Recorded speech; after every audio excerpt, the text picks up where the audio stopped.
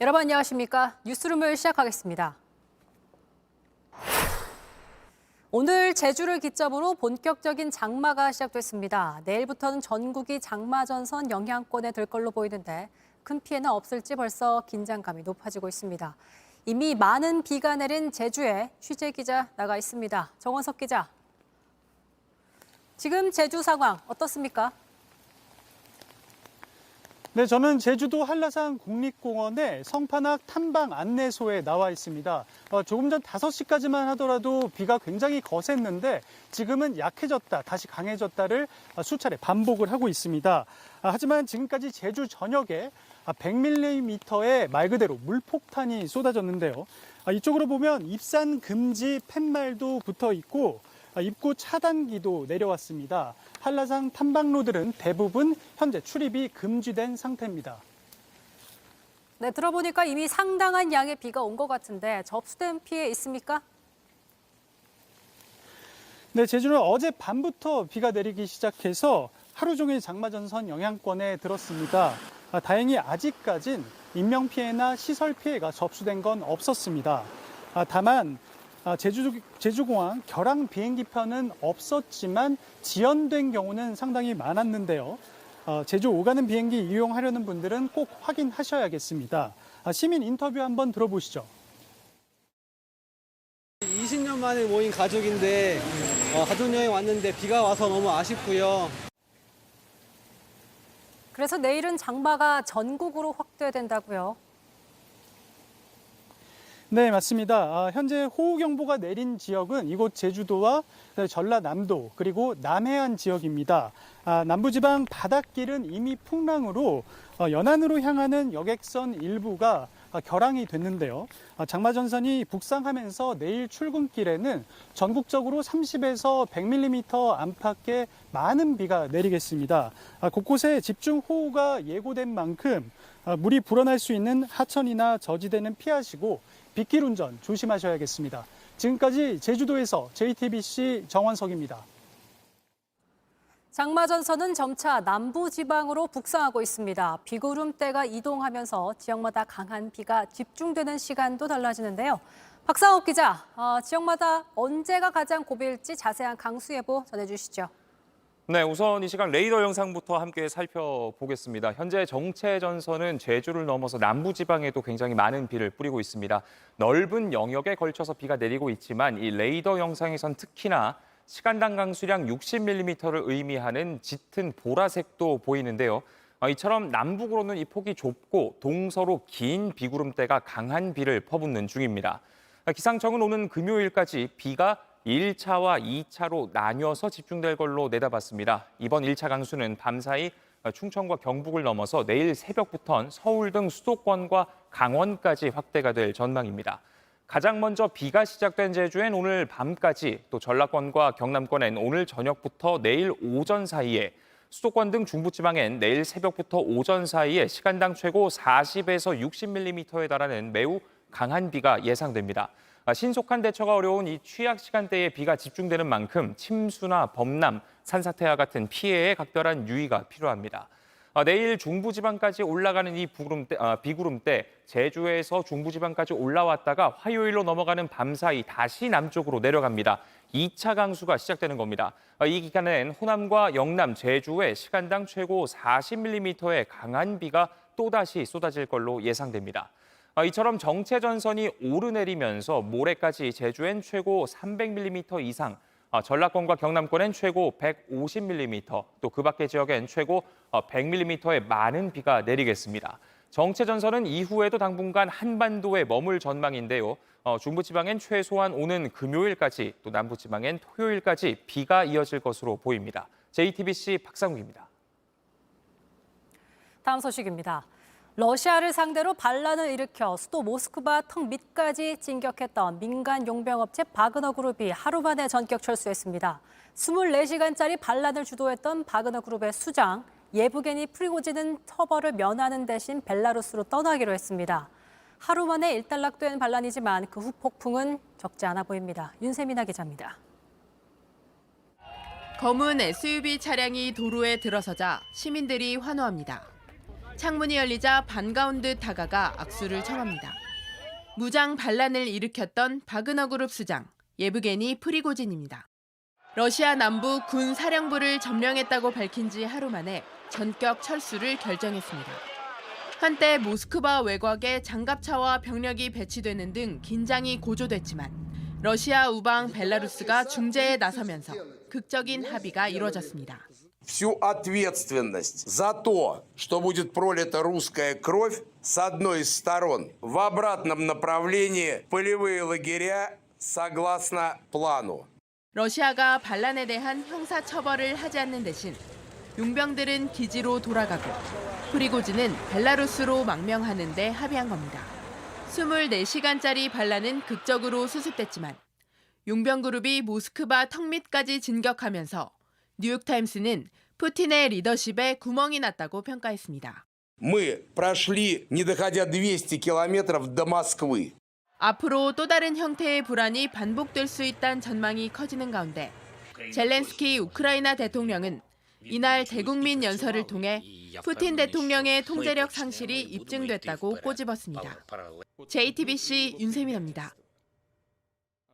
바이든 미국 대통령은 프랑스와 독일, 영국 정상에게 전화를 걸어 러시아 무장 반란 사태를 논의했습니다. 이례적인 소독에도 불구하고 당장 우크라이나 전황에 영향을 주기는 힘들 거란 분석이 나옵니다. JTBC가 워싱턴의 전문가들을 긴급 인터뷰했습니다. 김필규 특파원입니다. 주말 동안 전해진 러시아 무장 반란 소식에 바이든 대통령은 프랑스와 독일, 영국 정상과 전화 통화를 했습니다. 이들이 내놓은 결론은 우크라이나에 대한 흔들림 없는 지지를 재확인했다는 겁니다.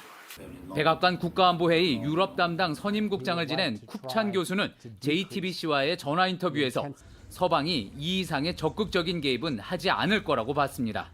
are no big fans of Putin. They don't necessarily welcome chaos in Russia and a civil war and a situation in which the Russian state begins to fragment. 또 우크라이나 전쟁의 전황을 바꾸긴 힘들 거라고 했습니다. 용병 기업 바그너 그룹이 모스크바로 진격하는 동안 러시아 내부에서 반란에 동조하는 움직임이 없었다는 겁니다. 다만 용병 수장 프리고진이 성명을 통해 푸틴의 전쟁 명분에까지 흠집을 낸 걸로 볼 때 둘 사이가 틀어진 건 분명해 보인다고도 했습니다. 이 때문에 철군한 이들을 처벌하지 않겠다고 한 러시아의 약속을 회의적으로 봤습니다. It's hard for me to see how Wagner survives this. I'm expecting that it will be dismantled. And you know there's a history here of mercenary units and paramilitary units turning against the state. 그래도 이번 러시아 무장 반란이 장기적으로는 푸틴 체제에 균열을 낼 거라는 전망도 나옵니다. 벤 호지스 예비역 중장은 JTBC와의 이메일 인터뷰에서 용병이라도 같은 편에 총구를 겨누란 명령을 받았던 러시아군의 회의감이 커졌을 거라고 했습니다. 유럽 주둔 미군 사령관이었던 그는 앞으로 러시아를 둘러싼 정보전이 더 치열해질 거라고 전망했습니다. 워싱턴에서 JTBC 김필규입니다. 한국 전쟁이 발발한 지 어느덧 73년. 오늘 참전 유공자 등 1,500여 명이 기념식에 참석해 호국 영웅들의 애국 정신을 기린 가운데 여야는 서로를 겨냥한 비판을 오늘도 이어갔습니다. 강희연 기자입니다. 6.25 전쟁 70주년 기념식이 서울 장충체육관에서 열렸습니다. 참전 유공자들과 정부 주요 인사 등이 참석해 순국선열과 호국 영령을 기렸습니다. 북한의 거짓된 선의에 의존하는 가짜 평화가 아니라 강력한 자주국방으로 우리의 안보를 지키겠습니다. 김기현 국민의힘 대표와 이재명 민주당 대표도 나란히 참석했습니다. 김 대표는 전쟁에 대비한 강한 국방력을 강조했습니다. 충분히 유비무환의 자세로 자주국방을 강화하고 자유진영과의 연대를 더 튼튼하게 해서 그러면서 문재인 정부를 겨냥해 과거 대북 정책을 비판했습니다. 김 대표는 북한의 전쟁 범죄를 덮어주려는 친북적, 종북적 사관을 주장하는 자들이 있다며 이들이 한때 대한민국의 정권을 잡고 굴욕적인 대북 관계로 일관한 탓에 한반도 평화가 위협받았다고 했습니다. 민주당도 맞받았습니다. 윤석열 정부 또한 한반도의 군사적 긴장감을 높이는 데 동조하고 있습니다. 외교적 노력을 통해 남북 관계를 관리하기를 바랍니다. 이재명 대표는 강한 국방력과 국익 중심의 전략적 자율 외교로 평화를 지켜내는 것이 진정한 호국 보훈이라고 강조했습니다. 한편 전날 프랑스, 베트남 순방을 마치고 귀국한 윤석열 대통령은 한미동맹 70주년 기념 특별전에 참석했습니다. 윤 대통령은 소셜미디어를 통해 영웅들의 피 묻은 군복의 의미를 기억해야 한다며 강력한 힘만이 진정한 평화를 보장한다고 강조했습니다. JTBC 강연입니다. 서울 홍제동에서 승강기를 점검하던 20대 남성이 추락해 숨졌습니다. 이 남성은 추락 직전 동료에게 혼자서는 힘드니 도와달라는 내용의 문자를 보내기도 했습니다. 고용노동부는 중대재해처벌법에 위반되는 행위가 있는지 따져보겠다고 밝혔습니다. 최연수 기자가 전합니다. 서울 홍제동의 한 아파트 승강기 앞에 접근 금지 표지판이 세워졌습니다. 승강기 고장 신고를 받고 수리에 나선 20대 남성 A씨가 추락해 숨지는 사고가 발생했기 때문입니다. 이곳은 사고가 발생한 승강기 바로 앞입니다. 이렇게 안전제일이라고 써져 있는 펜스가 쳐져 있고요. 벽에는 안내문이 붙여져 있습니다. 원상복구는 되지 않은 상태입니다. A씨는 사고 직전 동료에게 혼자 힘드니 도와달라는 문자를 보내기도 했습니다. 조금 떠 있으니까 한 대가 또 들어왔어요. 주민들이 쾅 소리가 났다고 말씀하시고. 문자를 받은 동료가 곧 도착했지만 발견 당시엔 이미 심정지 상태였습니다. A씨는 7층에서 작업을 하다 지하 2층으로 떨어져 숨졌습니다. 약 20m에 달하는 높이입니다. 승강기 점검에서 관리 규정을 따르지 않았다는 지적도 나옵니다. 행정안전부의 승강기 관리 운영 규정에 따르면 엘리베이터의 점검반은 2명 이상으로 구성해야 합니다. A씨가 소속된 업체는 근로자 수가 50명 이상 되는 사업장으로 중대재해처벌법 적용 대상이 됩니다.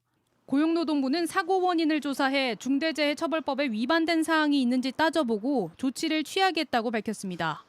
JTBC 최연수입니다. 영화 친구의 소재가 됐던 폭력 조직의 한 수장이 오늘 부산에서 결혼식을 올렸습니다. 부산의 또 다른 조직과 최근 집단 난투극이 있었던 터라 현장에 경찰이 배치되는 등 온종일 긴장감이 감돌았습니다. 구석찬 기자입니다. 부산의 양대 폭력 조직인 칠성파와 신20세기파. 30년 이상 세력 다툼을 해왔는데 20년 전 영화 친구로 그려져 세간의 화제가 되기도 했습니다. 배우 유호성은 칠성파 행동대장을, 장동건은 신20세기파 행동대장을 연기한 것으로 알려졌습니다. 그런데 신20세기파의 수장이 오늘 오후 5시 부산 한 호텔에서 결혼식을 올렸습니다. 3시간 전부터 조직원이 몰리기 시작했고 전국에서도 하객들이 모여들었습니다. 경찰도 며칠 전부터 촉각을 곤두세운 상황입니다. 신20세기파와 칠성파 간 갈등이 최근 부쩍 심해졌기 때문입니다. 2년 전에는 두 조직이 부산 한 장례식장과 도심 한복판에서 집단 난투극을 벌여 70명이 무더기로 붙잡혔습니다. 소식을 들은 시민들은 두려울 수밖에 없습니다.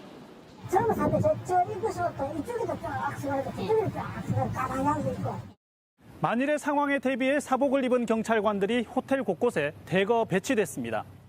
조직 측의 요청 사항도 전달했습니다. 90도로 인사하는 거 있잖아요. 굴신경례라고 표현을 하거든요. 그래서 그거를 하지 마라. 시민들, 국민들의 불안감을 줘서는 안 된다. 경찰은 별다른 충돌 상황이 없다면 예식이 모두 마무리되는 저녁 8시쯤 철수할 예정입니다. JTBC 구석찬입니다. 길거리에 무분별하게 걸려있는 정치 현수막. 그런데 이것도 누구나 마음대로 걸 수 있는 건 아니었습니다. 현역 국회의원이면 무제한, 하지만 지역위원장이 아닌 정치 신인들이 걸면 불법입니다. 지역구 도전자들에게 불공정한 장벽이 될 수 있다는 지적이 나옵니다. 구혜진 기자입니다. 사거리마다 곳곳에 붙은 정치 현수막들. 경쟁하듯 자극적인 구호가 대부분입니다. 정치인의 얼굴과 이름도 대부분 빠지지 않는데 아무나 달 수 있는 게 아닙니다. 내년 국회의원 출마를 준비하는 한 도전자가 지역구 현역 국회의원과 같은 자리에 현수막을 달아봤습니다. 며칠 뒤 정치 신인의 현수막은 감쪽같이 사라졌지만 현역 의원의 현수막은 그대로 남았습니다. 이런 일이 벌어진 건 소위 정당 현수막법 때문입니다.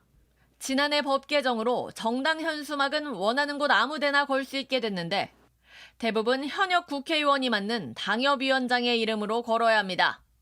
행안부 지침에 따르면 당협위원장이 아닌 사람의 이름으로 걸 경우 정당 현수막이 아닌 개인 현수막이 돼 별도 규제를 받습니다. 같은 현수막이지만 현역 의원의 이름을 달고 있는 아래 현수막은 합법이고 다른 이름을 달고 있는 위의 현수막은 불법이고 철거 대상입니다. 하루 만에 이제 철거가 된 경우도 있었고요. 반나절도 못 간 경우도 있었습니다. 과거에는 똑같이 불법이었는데 현재도 행태는 똑같은데 누구는 합법이고 누구는 불법이 되는 불공정한 룰이 생긴 거죠.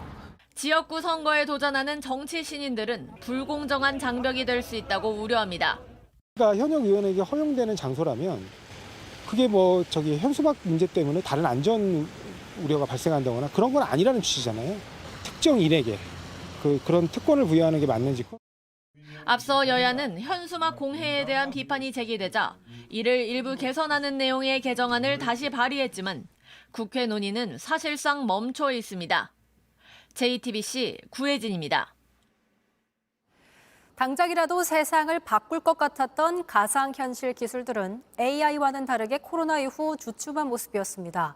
하지만 최근 애플이 가상현실용 헤드셋 신제품을 내놓으면서 가상현실에 대한 관심이 다시 커지고 있습니다. 공다솜 기자가 살펴봤습니다. 두툼한 헤드셋을 착용하고 가상의 현실로 입장합니다. 새총을 당기고 버튼을 누르며 게임을 조작하는 데는 손짓만으로 충분합니다. VR 기기를 착용하고 게임을 즐기는 모습은 우리 주변에서 가장 쉽게 볼 수 있는 가상현실입니다. 그런데 최근 다양하게 활용되고 있는 AI 기술과는 달리 가상현실 콘텐츠는 이렇게 게임 등으로 한정되는 경우가 많습니다.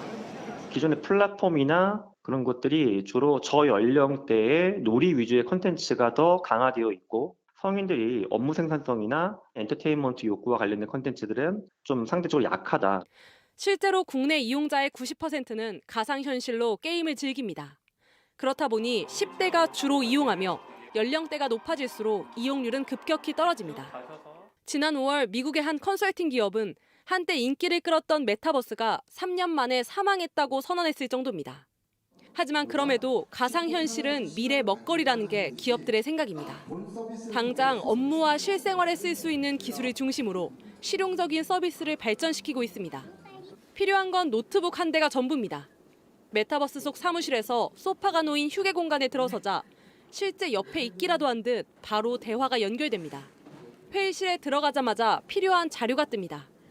애플은 가상현실용 헤드셋 비전 프로를 선보였습니다. 상대방을 실제 크기로 보며 영상통화를 할 수 있고 영화를 볼 땐 실감나게 화면을 30m까지 넓힐 수 있습니다. 다만 부정적인 의견도 있습니다. 특히 400만 원이 넘는 비싼 가격이 걸림돌입니다. 하지만 지금까지 나온 가상현실 기기 중 그나마 작은 크기이며 손가락과 목소리만으로도 조작할 수 있는 편리함에 애플의 신기술이 가상현실의 미래를 어떻게 바꿀지 이목이 집중되고 있습니다. JTBC 공다솜입니다. 전쟁 등을 피해 다른 나라로 탈출한 난민들에게는 법적으로 난민 지위를 인정받아야 하는 또 다른 난관이 기다리고 있습니다. 우리나라 난민 인정 비율은 단 1%. 이 1%의 벽을 넘지 못해서 가족과 8년 동안 만나지 못한 사연을 박지영 기자가 취재했습니다. 공장에서 밤샘 근무를 마치고 나왔습니다. 예멘에서 전쟁을 피해 우리나라로 온 하산 씨입니다. 벌써 8년이나 됐습니다. My boss, good man. 하지만 집에 오면 혼자입니다. 난민으로 인정받지 못해 가족을 데려오지 못했기 때문입니다.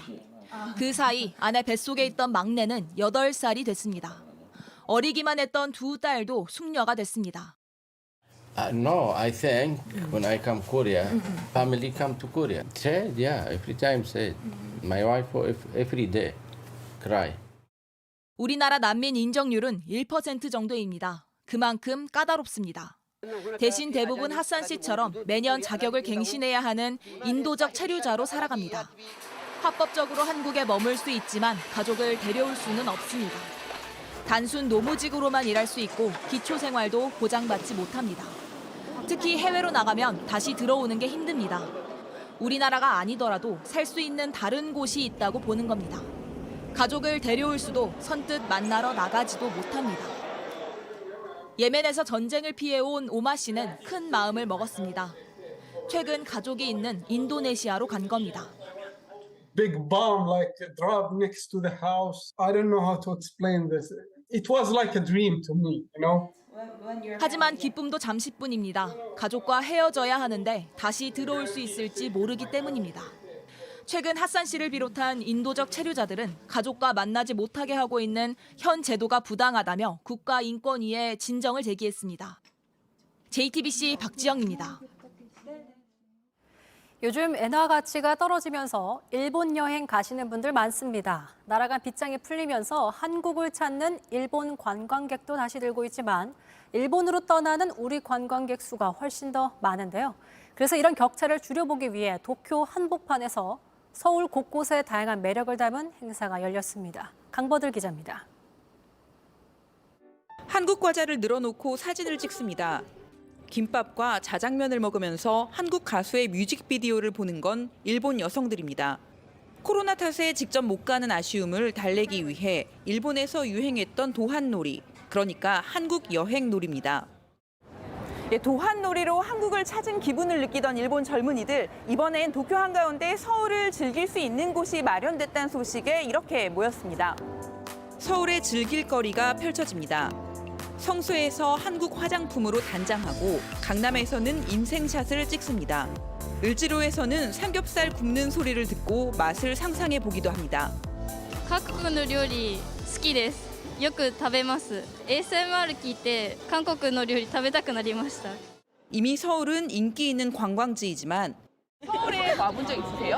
はい。私は1回だけです。5回ぐらい。 조금 더 구석구석 즐기고 싶다는 목소리도 높습니다. 로컬나 장소가 좋아하니까 그냥 명동처럼 유명한 관광지 아니라 로컬 사람이 많이 있는 신촌도 선수도 좋아요. 올해 1월부터 4월 사이 한국을 찾은 일본인은 일본을 찾은 한국인의 4분의 1 수준입니다. 적어도 우리가 가는 만큼 오도록은 만들어야 되겠다 하는 각오로 임하고 있습니다. 그런 음식들을 좀 더 쉽게 접할 수 있도록 해드리고 서울을 소비할 수 있도록. 서울시는 다양한 취향을 만족시킬 수 있는 지역과 체험을 개발해 알릴 계획입니다. JTBC 강버들입니다. 한국에만 돌아오면 어디서 이런 힘이 솟아나는 걸까요? 높이뛰기 우상혁 선수 오랜만에 국내 대회 출전해 올 시즌 최고 기록을 갈아치웠습니다. 마지막엔 자신의 최고 기록에도 도전했지만 아쉽게 실패했습니다. 이한길 기자입니다. 평소 같으면 관중석을 향해 박수를 유도했을 우상혁이지만 이번만큼은 조용히 해달라고 부탁했습니다. 2m 33, 올 시즌 자신의 최고 기록에 도전한 그는 그만큼 긴장돼 보였습니다. 결국 멋지게 뛰어넘었고 마침내 환하게 웃었습니다. 올 시즌 2m 33을 뛰어넘은 선수는 전 세계에서 딱 3명뿐입니다. 그중 한 명이 오늘 성공한 우상혁입니다. 시작은 좋지 않았습니다. 30도가 넘는 무더위 속에서 리듬감을 찾지 못하는 듯 보였습니다. 하지만 이 점프 하나로 자신이 왜 세계 랭킹 1위인지 보여줬습니다. 우상혁은 곧바로 더 높은 곳을 바라봤습니다. 단 한 번도 뛰어넘지 못했던 2m 37, 자신의 신기록에 도전한 겁니다. 부담을 덜어버린 듯 표정은 오히려 밝아졌고 특유의 세리머니도 등장했습니다. 아쉽게 도전은 실패로 끝났지만 우상혁은 실망하지 않습니다. 이대로 떠날 수는 없다. 저는 이대로 떠날 수 없습니다. 마지막 시기까지 도전해야 됩니다. 항상. 다음 달에는 스웨덴에서 열리는 다이아몬드 리그에 참가해 최고의 라이벌인 바심과 승부를 겨룹니다. 8월에는 세계 선수권 대회, 9월에는 항저우 아시안 게임이 기다리고 있습니다. JTBC 이한길입니다.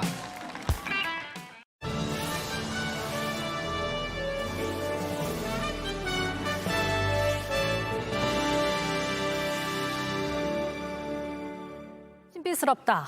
보통의 상식이나 이론으로 이해하기 쉽지 않을 때 쓰는 말이죠. 그런데 이분을 보면 신비한 매력 속에 누구보다 인간적인 모습이 자리하고 있지 않을까라는 생각이 듭니다. 배우 이나영 씨 뉴스룸에 모셨습니다. 안녕하세요. 안녕하세요. 반갑습니다. 반갑습니다. 갑자기 웃음이 터지셨는데 이유를 여쭤봐도 될지. 그냥 반가운 마음에. 네, 그리고 신비스럽다 약간 오그라들어서. 지겨울 법도 할 것 같기도 해요. 근데 이제는 좀 약간 포기한 상태. 근데 이게 저도 매번 그런 이야기를 들을 때마다 네. 특별한 거 없어요라고 얘기해도 항상 저는 그 카테고리 안에 들어가 있더라고요. 낯을 좀 가리시는 편입니까? 그렇죠. 좀 가리긴 하는데 어렸을 때보다는 일을 하면서 그래도 많이 나아진 정도죠. 조금 친해지면 이렇게 네. 수다 떠는 것도 네, 좋아하시고. 친해지면 뭐 막 하죠. 막 하죠. 아, 이미지는 도시적이 차가울 수 있지만 그 내면은 굉장히 따뜻하고 오히려 굉장히 성격은 정반대다. 이런 말씀을 하신 걸 봤거든요. 사람들이 오히려 규정 지어놓은 어떤 틀이라는 게 있잖아요. 외모적이나 나왔던 캐릭터나 이런 거에서 이제 이럴 것이다라는 것들이 있는데 네. 그냥 아마도 그러면 제가 그런 거와 조금 달라서 아마 더 좀 털털하고 어떻다라는 이야기가 더 나오는 것 같아요. 그러니까 저한테는 오히려 그게 그냥 평범한 건데. 그게 나의 모습인데. 네, 그래서 그게 그 차이가 조금 있지 않을까라는 생각을. 사람에 관심이 많다라는 얘기를 봤습니다. 그만큼 되게 호기심도 많으신 것 같고 소위 말해서 이제 사람 구경하는 것도 이렇게 관찰하는 것도 좋아하세요? 네. 이제 그걸 그냥 보는 게 아니라 어떤 뭔가 제가 연기를 할 때 되게 디테일을 뭐를 생각해서 하는 걸 되게 좋아해요. 그리고 제가 어떤 영화들을 볼 때 그런 디테일과 어떤 이상한 소소한 감정들의 연기를 볼 때 저는 굉장히 감동을 받는 편이어서 사람에 대한 감정과 그런 어떤 공감과 뭐 애틋함과 이런 것들을 그냥 평상시에 잘 생각을 하는 것 같아요. 그래서 이나영 씨의 실제 모습과 꼭 닮은 작품 박하경 여행기로 돌아오셨습니다. 자연스럽고 소소한 여러 가지 대본을 보다가 이 작품을 만나게 됐고 한마디로 나는 이게 완벽한 느낌이었다라고 하셨거든요. 네. 미드폼 컨텐츠라고 20-30분 내외의 그냥 드라마였는데 그 안에 뭔가 그냥 어떤 나레이션과 대사와 어떤 구성들이 굉장히 잘 짜여져 있고 또 이렇게 요즘 시대에 되게 잘 맞는 어떤 포인트들이 되게 많았던 것 같아요. 또 힐링을 해야 되는, 치유해야 되는 어떤 뭐 이렇게 강요를 하지도 않는 것 같고 맞아요. 어떤 결국에는 그냥 사람에 관한 이야기를 느끼게 하는 것 같아서 저한테는 좀 보자마자 그냥 너무 하고 싶었던 작품이었어요. 박하경이라는 국어선생님이 여행을 떠나서 겪는 일들이기 때문에 보다 보면 약간 스며드는 그런 느낌이 들더라고요. 저도 사실 보면서 제가 약간 그렇게 여행을 떠나는 스타일이다 보니까 더 이입이 됐나 봐요. 당일치기 여행을 하세요? 네. 목적이 없이 그냥 돌아다니고 보이면 먹고 당일치기로 제가 약간 그렇게 다니는 편이었거든요. 하경이네요. 약간 강하경. 아, 네. 약간 그런 느낌 들어서. 근데 이나영 씨는 정작 그렇게 당일치기 네. 여행은 안 해보셨다면서요? 저는 안 해봤어요. 그런 여행을 오히려 저는 좀 계획을 세우고 그리고 이제 어디 지방에 가게 되면 첫날에는 뭔가 핸드폰이 안 나지는 느낌이 있잖아요. 있죠. 뭔가 일상에 아직 찾아야 될것 같고. 묶여 있어야 되는데 오히려 이 박하경 연기를 하면서 진짜 이럴 수 있겠다. 그리고 지금 현대인들한테는 너무 좋은 좀 계기가 될 수 있겠다라는 거를 저도 작품 하면서 저도 좀 느꼈어요. 본인도 약간 좀 어디선가 좀 치유받으면서 촬영을 하는 그런 네. 느낌도 들지 않았을까. 그렇죠. 아무래도 좀 공기도 다르고 좀 탁 트여진 곳들이 있고 하니까 저조차도 좀 많이 내려놓는 현장이었을 수 있을 것 같아요. 그래서 이번에 저도 조금 처음 경험해보는 것들이 많았어요. 그냥 눈물이 슬픈 눈물이 아니라 뭔가 그냥 계속 좀 그렁그렁한 감정들이 계속 들더라고요. 이렇게 듣다 보니까 이나영 씨의 영화 취향도 조금 궁금해져요. 약간 이렇게 담백하고 소소한 것들을 좋아하시는지 아니면 약간 스릴러나 약간 잔인한 것도 좀 보시는지. 네, 보는데 요즘엔 조금 어깨 뭉치더라고요. 너무 왜 이렇게 몰입해서 보시니까. 네, 저 너무 막 뭐 이래서 어깨 붙잡고 볼 때도 있고 막 이런데 네. 저는 좀 아무래도 좀 이야기가 있고 좀 제가 영화로 좀 많이 연기도 배우는 편이에요. 근데 장르 영화도 다 좋아해요. 저는 다 호러만 조금 어렵고. 약간 무서워하시는 편이세요? 시나리오도 좀 잘 못 봐요. 네, 그냥 툭 넘겨요. 무서워. 너무 무서워서. 갑자기 넘기고. 그렇군요. 이나영 씨가 사실 1998년 CF로 이제 데뷔를 하셨는데 데뷔 초기에는 한동안 이제 그만둘 생각만 했었다. 길거리 캐스팅으로 이제 제가 이 일을 시작을 했어서 그때만 해도 정말 아무 어떤 것도 모르던 시기에 제 일을 접하니까 그리고 이제 제가 어렸을 때 성격이 가족 사진에서 사진 찍는 것조차 웃는 게 너무 어색했던 쑥스러웠던 애였던 거예요. 네네네. 그러니까 이제 그때 친구들이 보면 어떻게 네가 그런 사람들 앞에 카메라 앞에 배우를 어떻게 하고 네가, 있지? 그런 이야기도 많이 했고 네. 처음에 저를 일을 소개시켜 주신 분도 너 오래 못할 것 같아라고 이야기를 하셨고 그래서 그때 그냥 그런 고민들이 좀 많았었던 것 같아요. 그래서 그때 너무 몰랐어서 약간 암기식의 연기들을 하고 어떻게든 해야 되는 것들을 하고 있다가 그때 제가 처음으로 이제 시나리오를 보고 결정한 게 그 후아유라는 작품이었어요. 조승우 씨랑 했던 조승우 작품. 씨랑 했던 그거는 제가 시나리오를 보자마자 깜짝 놀란 거예요. 정말 욕심이 생긴 거예요. 잘하고 싶다. 네, 그리고 내가 이걸 할 수 있을까? 그리고 그때부터 정말 캐릭터 연구라는 거를 시작한 거예요. 캐릭터의 이 인물이 돼가지고 캐릭터의 일기를 쓰고 뭔가 히스토리를 만들고 그때부터 조금 이렇게 알아가고 배웠고 재미를 찾은 것 같아요. 네. 어떤 배우가 되고 싶냐는 질문에 다음 작품에서 어떤 모습을 보여줄까 사람들이 궁금해하는 배우가 되고 싶다. 자신 있게 이야기하고 싶은 거를 보여드리고 싶어요. 그랬을 때 그래야 저도 자신감이 있어서 그렇게 따지면 관객들에게 제가 소통을 할 수 있고 이야기를 할 수 있고 어떻게 보면 연기로든 뭐로든 설득을 할 수 있는 노력을 할 수 있어서 그래서 좀 근데 이나영 씨가 이렇게 담담하게 얘기하시는 그 얼굴 속에서도 전 장난기가 조금 보이기도 하거든요. 개그 코드가 좀 있으실 것 같아요. 코미디 장르도 좀 좋아하신다면서요? 그냥 코미디는 너무 뭐 영화도 좋아하고 그리고 예능도 좋아하고 그리고 이게 진짜 제가 제일 어렵게 생각하는 연기거든요. 제일 어려운 것 같아요. 네, 제일 어려운 것 같아요. 이게 준비를 해야 된다고 나올 수 있는 게 아니기 때문에 그래서 저는 코미디언 분들을 굉장히 존중하고 존경하고 그리고 저도 이제 그런 걸 되게 좋아해서 저는 뭐 친한 분들한테는 그냥 툭툭 웃기려고 하는 건 아니지만 그냥 잘 장난을 쳐요. 되게 장난치는 걸 좋아해요. 그렇게 웃기려고 하지 않는 멘트가 사실 굉장히 웃길 때가 많거든요. 그런 거니까 빵빵 터지고. 그럴 때 속으로 약간 내심 흐뭇해 하십니까? 전 제가 웃기 때문에 제가 얘기하고 제가 웃어서 그러시군요. 뭐 그런 것들을 좋아해요. 그래서 기회가 닿으면은 오히려 저는 그런 거 해보고 싶으신 생각도 있으세요? 네, 전 좋아해요. 근데 어려워서 그렇지 좋아해요. 코미디 영화에서 뵐 수 있길 바라면서 오늘 인터뷰 마치겠습니다. 인터뷰 고맙습니다. 감사합니다. 고맙습니다.